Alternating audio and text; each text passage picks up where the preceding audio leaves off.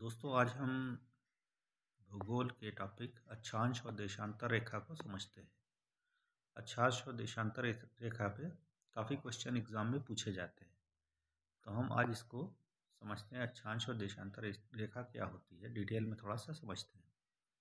तो सबसे पहले जान लीजिए, जो ग्लोब है हमारा, पृथ्वी का जो नक्शा है ग्लोब, उस पर जो बेड़ी बेड़ी रेखाएं हैं इस टाइप से जो बनी हुई हैं उसको हम कहते हैं लैटिट्यूड। लैटिट्यूड का मतलब अक्षांश, इसको हम अक्षांश कहते हैं, लैटिट्यूड। ठीक है, यानी ये बेड़ी रेखाएं।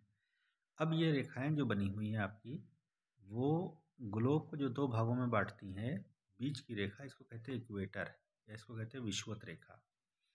ठीक है, उसके बाद फिर ऊपर रेखाएं बढ़ती चली गई हैं, तो इसमें सब 23.5 डिग्री पर जो रेखा कटती है ऊपर बनती है उसको हम कहते हैं कर्क रेखा, और 23.5 डिग्री दक्षिणी साइड में जो बनती है उसको हम कहते हैं मकर रेखा।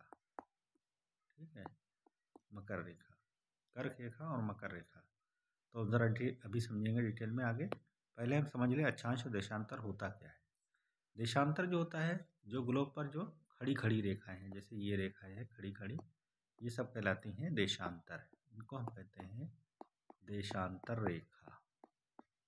ठीक है, यानी लॉन्गिट्यूड, लॉन्गिट्यूड होती है, तो कितनी होती है अभी बाद में हम पूरा समझेंगे डिटेल में। तो ज़रा देखते हैं अभी हम। इस तरीके से है आपका अक्षांश रेखा। अक्षांश रेखा को हम समझ लेते हैं पृथ्वी पे, फिर हम देशांतर को समझेंगे। ठीक है, तो ये पृथ्वी का जो आपका नक्शा है, ज़रा देखिए इस टाइप से है। तो इसमें जो इक्वेटर है उसको हम कहते हैं विषुवत रेखा, कर्क रेखा, विषुवत रेखा या भूमध्य रेखा भी कहते हैं। इक्वेटर 0 डिग्री पर जो आपकी रेखा है उसको हम कहते हैं इक्वेटर। इसके ऊपर के हिस्से को हम कहते हैं उत्तरी गोलार्ध, और दक्षिण के हिस्से को कहते हैं दक्षिणी गोलार्ध। ये है दक्षिणी गोलार्ध, ये है उत्तरी गोलार्ध, यानी नॉर्थ हेमिस्फीयर, और ये है आपका साउथ हेमिस्फीयर। नीचे का हिस्सा यानी इक्वेटर, इक्वेटर के नीचे का हिस्सा कहलाता है दक्षिणी गोलार्ध, ऊपरी हिस्सा कहलाता है उत्तरी गोलार्ध। ठीक है, उत्तरी गोलार्ध में जो 23.5 डिग्री पे लाइन है, यानी ट्रॉपिक ऑफ कैंसर, जिसको हम कहते हैं कर्क रेखा, 23.5 डिग्री पर आती है। और 66.5 डिग्री पे एक लाइन आती है नॉर्थ साइड में, आर्कटिक सर्किल, जिसको हम उत्तरी उपध्रुव भी कहते हैं, व्रत आर्कटिक सागर, आर्कटिक सर्किल। ठीक है, और 90 डिग्री पर आ जाता है नॉर्थ पोल, बिल्कुल 90 डिग्री पर नॉर्थ पोल आ जाता है। अगर हम इसको टेम्परेट जोन में बांटें तो ट्रॉपिकल जोन कहलाता है। कर्क रेखा के बीच में जो आपका है वो ट्रॉपिकल जोन कहलाता है। ठीक है, ये हिस्सा ट्रॉपिकल जोन का मतलब उष्ण कटिबंधीय क्षेत्र, और आपका 23.5 से लेके 66.5 का हिस्सा कहलाता है आपका टेम्परेट जोन। ठीक है, यानी शीतोष्ण कटिबंधीय क्षेत्र। उसके बाद पोलर जोन कहलाता है 66.5 से 90 डिग्री। इसी तरीके से साउथ में जब चलेंगे तो 23.5 डिग्री पे एक रेखा है जिसको हम कहते हैं मकर रेखा, ट्रॉपिक ऑफ कैप्रिकॉर्न, मकर रेखा है, और ये हिस्सा कहलाता है ट्रॉपिकल जोन। ठीक है, तो 23.5 डिग्री ऊपर 23.5 डिग्री नीचे तक के जो हिस्सा है हमारा उष्ण कटिबंधीय क्षेत्र, ट्रॉपिकल जोन कहलाता है। इसी तरीके से नॉर्थ साइड में जो टेम्परेट जोन है, साउथ में भी टेम्परेट जोन कहलाता है। 23.5 से लेकर 66.5 डिग्री के बीच का जो होता है वो टेम्परेट जोन कहलाता है ये हिस्सा। और इसको हम 66.5 डिग्री पे अंटार्कटिक सर्किल कहते हैं, दक्षिणी उपध्रुवी व्रत। ठीक है, और 90 डिग्री पे साउथ पोल आ जाता है, और ये पोलर जोन कहलाता है, जैसे इधर है। तो इस तरीके से इसको हमने जो है अलग अलग हिस्सों में डिवाइड कर रखा है अक्षांश पर। ठीक है, अब ज़रा हम अक्षांश की थोड़ी और डिटेल भी समझ लें। अक्षांश में और क्या क्या होता है तो ज़रा देखते हैं हम। अब हम अक्षांश को थोड़ा और मैप से समझाते हैं। ठीक है, ये हमारी जो है लाइन है। ठीक है, ये हमारा ग्लोब है, और ये जो बेड़ी बेड़ी लाइनें हैं इनको हम अक्षांश लाइन कहते हैं।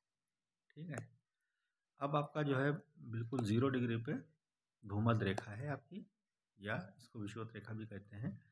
इससे 1 डिग्री अगर जब हम ऊपर चलेंगे, यानी नॉर्थ साइड में या साउथ साइड में 1 डिग्री चलेंगे, तो 111 किलोमीटर की डिस्टेंस हम तय करते हैं। 111 किलोमीटर की डिस्टेंस 1 डिग्री पे आती है इसकी। ठीक है, जैसे मान लीजिए आपका कोई पानी का जहाज़ है, ठीक है, जैसे मान लीजिए ये आपका जो है ग्लोब है, ठीक है, और ये भूमध्य रेखा है।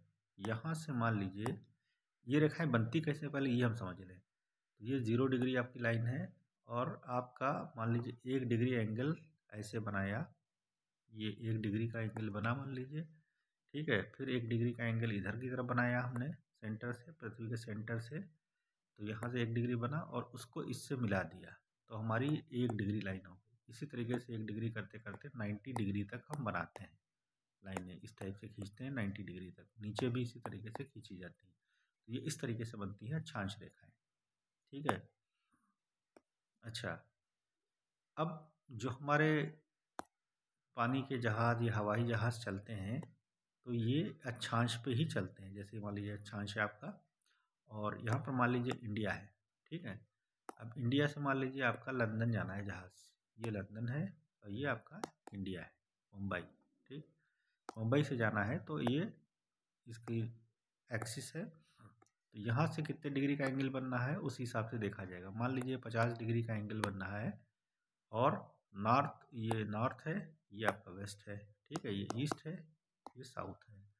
तो नॉर्थ वेस्ट चलेंगे 50 डिग्री, चले लंदन जाना है हमको, तो 50 डिग्री का मतलब हो गया 50 इंटू 111 किलोमीटर। 1 डिग्री पर 111 किलोमीटर होता है, तो 50 डिग्री 50 से मल्टीप्लाई कर दे तो 5550 किलोमीटर नॉर्थ वेस्ट चलने के बाद हम लंदन पहुंच जाएंगे, ठीक है।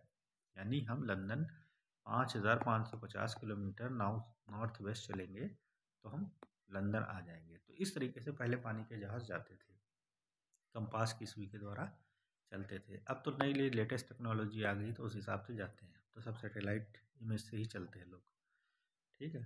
तो ये था आपका अक्षांश रेखा। अक्षांश रेखा में जो है हम डिस्टेंस लेते हैं, केवल टाइम, मतलब जो जाते हैं दूरी तय करते हैं केवल अक्षांश में, इस तरीके से चलते हैं। और इस पे जो है हवाएं भी चलती हैं, अक्षांशों पे हवाएं होती हैं, मौसम भी अक्षांश से ही डिसाइड होता है, ठीक है।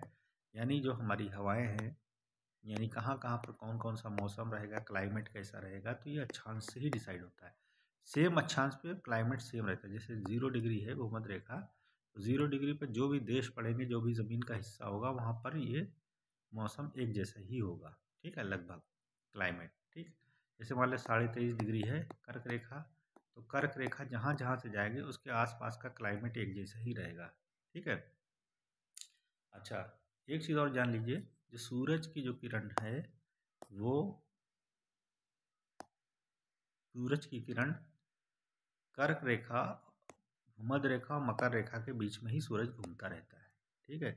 यानी 23.5 डिग्री नॉर्थ पोल में, 23.5 डिग्री साउथ पोल में और 0 डिग्री पर। तो सूरज एक बार यहाँ से यहाँ जाता है, फिर यहाँ से यहाँ वापस आता है, फिर यहाँ से यहाँ जाएगा, फिर यहाँ से यहाँ जाएगा वापस, ठीक है।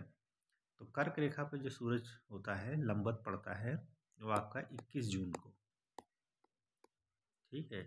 और मकर रेखा पे पड़ता है 21 जून को और 22 दिसंबर को। 22 दिसंबर को जो है वो मकर रेखा पे लंबवत होता है। भूमध्य रेखा पे लंबवत होता है वो 21 मार्च और 23 सितंबर को। 21 मार्च और 23 सितंबर को भूमध्य रेखा पे लंबवत होता है।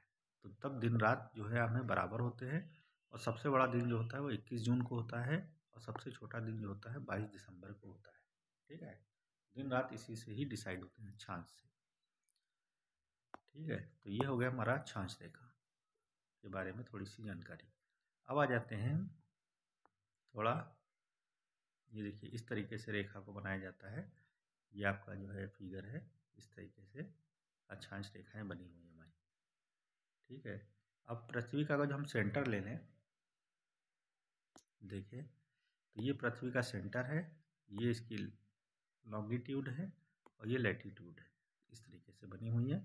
ये एशिया है, ये यूरोप है, यहाँ पर अफ्रीका है, ये नॉर्थ अमेरिका है, साउथ अमेरिका है, इस टाइप से। तो ये लाइनें यूँ करके बनी हुई हैं, ये अक्षांश की लाइनें, और ये जो लाइनें बनाई गई हैं ये देशांतर की लाइन है, ठीक है। तो अक्षांश लाइनें टोटल जो है, जो अक्षांश हैं, ये लाइनें अगर जो बनाई जाएँ ऐसे ऐसे, तो ये यहाँ से लेके मतलब 0 डिग्री है और ऊपर 90 तक चला जाएगा, ठीक है। यानी 90 + 90, 90 नीचे आ जाएगा, +1 बराबर 181। तो टोटल लाइनें तो 181 हो गई, लेकिन गिनती में जो है वो 179 है। क्यों? क्योंकि 0 डिग्री ये ऊपर जो पॉइंट है 90 डिग्री नीचे, और इनको एक पॉइंट मान लिया गया है, ये लाइन नहीं मानी गई है। तो 2 इसमें से घटा दें हम तो हमारी 179 आ जाएगा। 179 लाइनें हैं, ठीक है।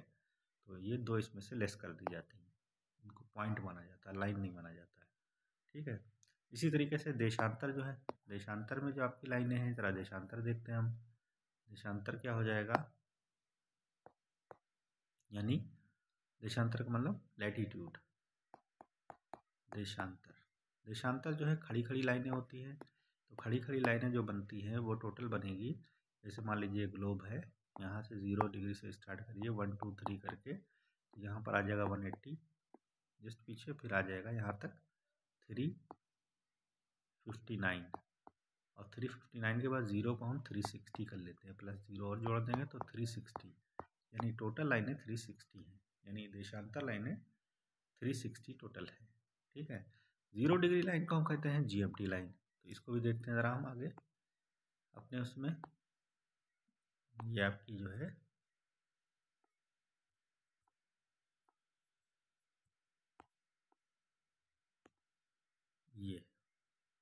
ये 0 डिग्री लाइन है आपकी, ये वाली 0 डिग्री, इसको हम कहते हैं GMT, ग्रीनविच मीन टाइम। ये लंदन से होकर जाती है और 0 डिग्री पे बनाई उस समय, तो इसको हम GMT लाइन कहते हैं। इसके जस्ट पीछे जो लाइन है, जैसे ये 0 डिग्री आपकी लाइन है, तो इसको हम कहेंगे GMT। इसके जस्ट पीछे की लाइन होती है 180 डिग्री पे आ जाएगी, वो 180 डिग्री पीछे बिल्कुल आ जाएगी। इसको हम कहते हैं अंतर्राष्ट्रीय तिथि रेखा। वो यहाँ पर आपकी बनती है इस टाइप से, ठीक है। तो इस टाइप से ये 3 जगह पर मोड़ा गया है इसको। और ये आपका अलास्का है, ये रशिया है, अलास्का पश्चिम और रशिया इसके बीच से होकर जाती है। तो इन दोनों के बीच का जो समय है वो 24 घंटे का अंतर रहता है, 24 घंटे का अंतर इसके बीच में आ जाता है, ठीक है। अब ज़रा हम देशांतर को समझते हैं। देशांतर में क्या होता है कि 1 डिग्री देशांतर हमारा जो है, देशांतर को हम थोड़ा और डिटेल में समझते हैं, ठीक है। 1 डिग्री देशांतर बराबर होता है 111.13 किलोमीटर की। ये तो इसकी डिस्टेंस होती है, लेकिन देशांतर से हम टाइम लेते हैं। 1 डिग्री देशांतर बराबर होता है 4 मिनट का अंतर आता है, 4 मिनट का अंतर आता है।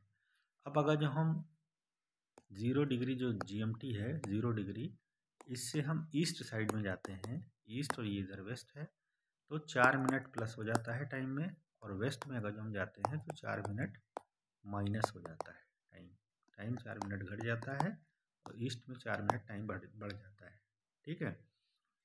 तो हमारा जो अलास्का और ले लें, उस चीज़ को जो समझ रहे थे ज़रा उसको देखें हम।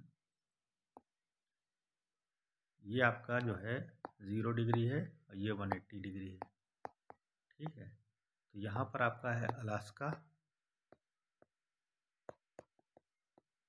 यहाँ पर है आपका रूस। तो अलास्का चूँकि वेस्ट में है, रूस है आपका ईस्ट में, ठीक है। तो अलास्का पश्चिम जो है ये आपका वेस्ट में हो गया, तो ये टाइम जो हमारा लेंगे वो पूरा यहाँ से ऐसे घूम के लेंगे, ये बन जाता है 360 डिग्री। तो 360 डिग्री बराबर हो जाएगा पूरे 24 घंटे के, ठीक है। 15 डिग्री बराबर 1 घंटे के, 1 आवर के, तो 360 बराबर 24 घंटे के। तो 24 घंटे का अंतर है, यानी रशिया जो है वो 24 घंटे आगे है अलास्का से, और अलास्का रशिया से 24 घंटे पीछे, ठीक है। तो जैसे अलास्का में कोई तारीख है, मान लीजिए अलास्का में तारीख है आपकी 20, तो रशिया में होगी 21 तारीख, ठीक है। यानी टाइम में 24 घंटे का डिफरेंस है, लेकिन डिस्टेंस दोनों के बीच की 4 किलोमीटर ही है। डिस्टेंस 4 किलोमीटर की है, लेकिन टाइम का डिस्टेंस जो है वो टाइम का डिफरेंस वो 24 घंटे का आता है। तो इस तरीके से आता है। एक आध बार क्वेश्चन एग्जाम में पूछा गया, एसएससी में पूछा गया था एक बार, इंडिया के दोनों छोरों के बीच का जो है समय का अंतर कितना है। तो ज़रा पहले इंडिया को समझ लें। ये इंडिया है हमारा। अब इंडिया देखिए कहाँ से स्टार्ट होता है इंडिया, तो यहाँ से आपका इंडिया स्टार्ट होगा, यहाँ तक के है, यानी 68 डिग्री 7 मिनट से लेकर के 97 डिग्री 25 मिनट तक, लगभग 97 डिग्री 25 मिनट तक है। ठीक है इंडिया। तो 68 और 97 के बीच में जो डिस्टेंस आएगी, यहाँ से डिफरेंस आएगा, यानी 68 से लेकर के 97 के बीच का डिफरेंस है 30 डिग्री। 30 डिग्री का मतलब 15 डिग्री बराबर 1 घंटे के, 30 डिग्री बराबर 2 घंटे के। ठीक है, यानी इंडिया के पूर्वी छोर और पश्चिमी छोर के बीच समय का अंतर जो है वो 2 घंटे का डिफरेंस है। आपका आ जाता है, क्वेश्चन एग्जाम में पूछा गया था एसएससी में, तो 2 घंटे का डिफरेंस आ जाता है। यानी जो अरुणाचल प्रदेश का हिस्सा है या यहाँ पर आपका गुजरात का हिस्सा है, इन दोनों के बीच में समय का अंतर 2 घंटे का है। ठीक है, लेकिन इंडिया में एक ही टाइम लिया जाता है, वो भी आपका जीएमटी लिया जाता है, आईएसटी लिया जाता है, इंडियन स्टैंडर्ड टाइम। वो आपका इलाहाबाद के नैनी नामक स्थान से लिया जाता है, और ये 82.5 डिग्री पर है आपका इंडिया का जो आईएसटी टाइम जिसको बोलते हैं, इंडियन स्टैंडर्ड टाइम। 82.5 डिग्री से लिया जाता है, तो बीचों बीच में पड़ जाता है ये। 30 का आधा 15, तो 15 यहाँ पर पड़ जाता है। तो समय दोनों तरफ इंडिया के बराबर ही है। ठीक है, और इंडिया का जो है देखा जाए तो इंडिया का जो स्टार्टिंग होती है अक्षांश पे 8 डिग्री 4 मिनट से 37 डिग्री 6 मिनट तक के, और जो देशांतरी इसका वो है 68 डिग्री 7 मिनट से लेकर के 97 डिग्री 25 मिनट के बीच में इंडिया आ जाता है। ठीक है, तो इंडिया का ये पूरा हिस्सा जो है, अगर हम ग्लोब में देखें तो हम बताएंगे कि 8 डिग्री 7 मिनट 37 मिनट और 68 डिग्री 25 97 मिनट के बीच में जो हिस्सा आएगा उसको हम कहते हैं, उस ज़मीन के हिस्से वहाँ पर इंडिया है अपना। ठीक है, इंडिया का स्थान है। अच्छा, अक्षांश और देशांतर में जो लाइनें होती, जैसे ये खड़ी खड़ी लाइनें खींची, ठीक है, बड़ी बड़ी लाइनें खींची, तो ये जो चौकोर हिस्सा बनता है इसको हम कहते हैं ग्रिड। इसको ग्रिड कहते हैं। चौकोर से जहाँ पर काटती हैं चौकोर चौकोर बनाती है, तो उसको ग्रिड बोला जाता है। ठीक है, ये आपका हो गया अक्षांश और देशांतर। ये आपकी देखिए अंतर्राष्ट्रीय तिथि रेखा है, ये यहाँ से ऐसे ऐसे जाती, एक जगह यहाँ पर मोड़ी गई, फिर एक जगह यहाँ मोड़ी गई, फिर एक जगह, तो 3 जगह ये मोड़ी जाती है। क्यों? क्योंकि एक देश के में 2 टाइम ना हो जाए, इसलिए इसको मोड़ दिया जाता है समुद्र में। ये काल्पनिक रेखा है, अंतर्राष्ट्रीय तिथि रेखा जिसको बोलते हैं, काल्पनिक रेखा है। ठीक है, तो 2-3 जगह इसको मोड़ा जाता है। तो अक्षांश और देशांतर रेखाएं उम्मीद करते हैं आपको समझ में आ गई होंगी।